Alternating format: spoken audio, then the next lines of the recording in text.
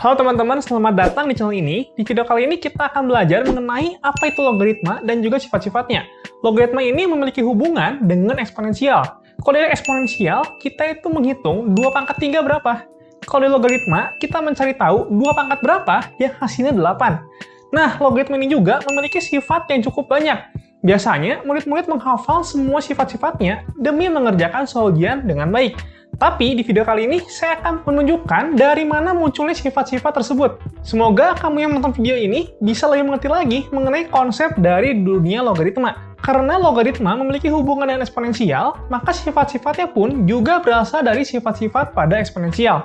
Oke, teman-teman bisa siapkan dulu alat tulis dan buku catatannya.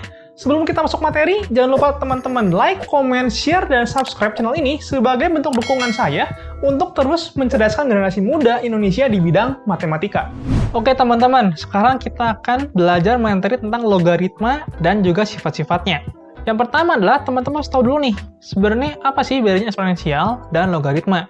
Kalau di eksponensial, kita belajar bahwa 2 pangkat 3 ini hasilnya berapa? Dituliskannya seperti ini, 2 pangkat 3.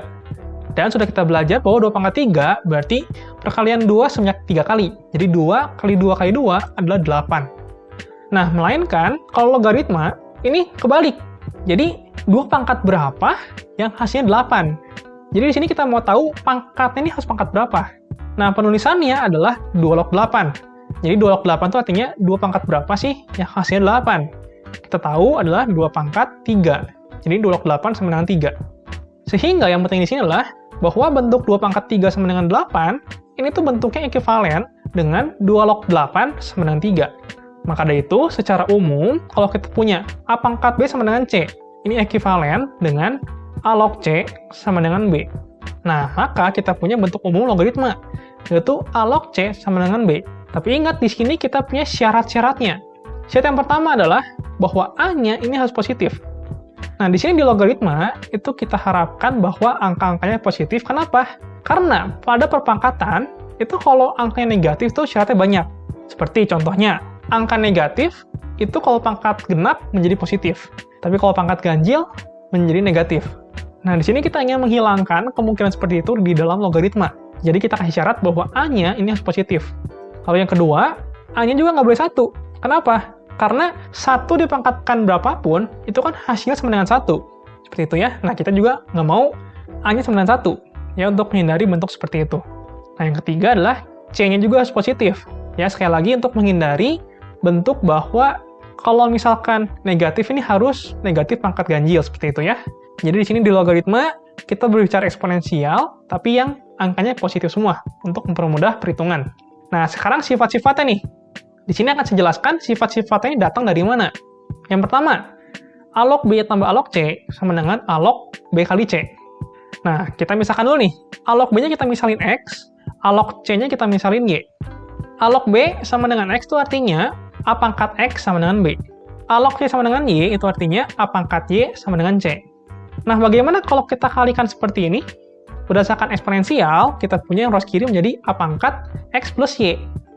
Maka kalau kita ubah ke dalam bentuk logaritma, kita punya bahwa X tambah Y ini adalah A log B kali C. Nah, terakhir, X kita ganti lagi ke A log B, dan Y kita ganti lagi ke A log C. Kita punya bentuk seperti ini, dan terbukti untuk sifat yang pertama. Nah, sekarang sifat yang kedua adalah A log B dikurang A log C sama dengan A log B per C. Caranya sama, kita misalin dulu A log B-nya itu X, dan A log C-nya adalah Y. A log B sama dengan X, maka kita punya A pangkat X adalah B. A log C sama dengan Y, maka kita punya A pangkat Y sama dengan C. Nah, sekarang gimana kalau kita bagi? Kalau kita bagi, maka yang ruas kiri berdasarkan sifat eksponensial menjadi A pangkat X kurang Y. Kalau kita ubah ke dalam bentuk logaritma, kita peroleh X kurang Y sama dengan A log B per C. Nah, tinggal kita ganti X-nya A log B dan Y-nya A log C.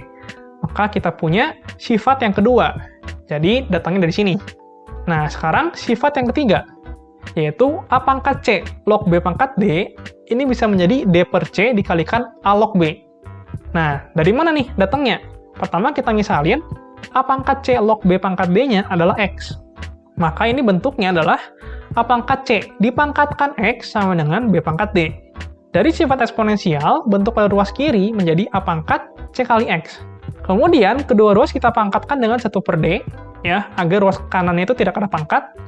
Maka pada ruas kiri, kita akan punya A pangkat C/dx. Sedangkan yang ruas kanan, tinggal tersisa B saja. Maka kalau kita ubah ke dalam bentuk logaritma, kita punya bentuk seperti ini. A log B sama dengan C/D dikali X. Sehingga kita punya X-nya adalah D/C dikali A log B. Jadi C/D-nya kita pindahkan ruas. Nah, X-nya kita ganti jadi A pangkat C log B pangkat D. Jadi kita dapat sifat yang ketiga. Oke. Nah, sekarang kita lanjut. Sifat berikutnya adalah A log B kali B log C adalah A log C.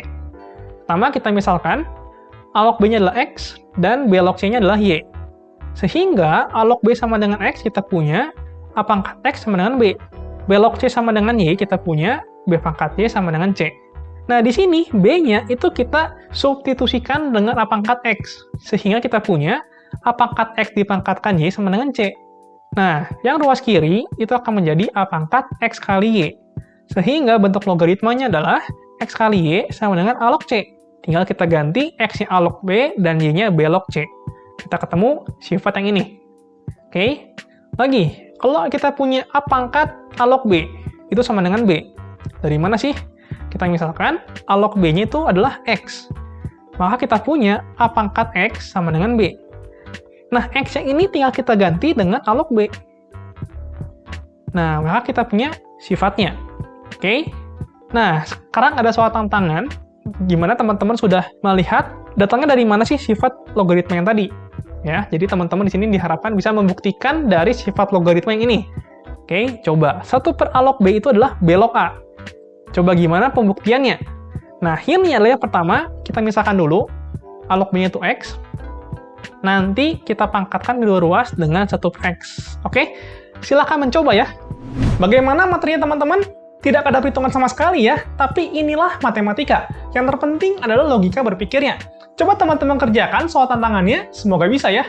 Bagi kamu yang punya tipe soal logaritma, yang ingin dibahas di channel ini, bisa kirim soalnya melalui Instagram saya di @wendysenjaya atau melalui email saya wendyssenjaya11@gmail.com.